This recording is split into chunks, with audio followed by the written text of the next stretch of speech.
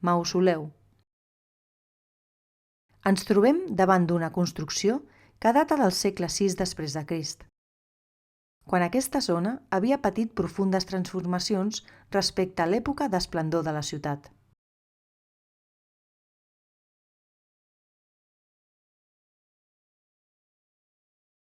Es tracta d'un mausoleu, o monument funerari, que devia haver estat cobert amb una volta i en el qual s'havien enterrat dues persones.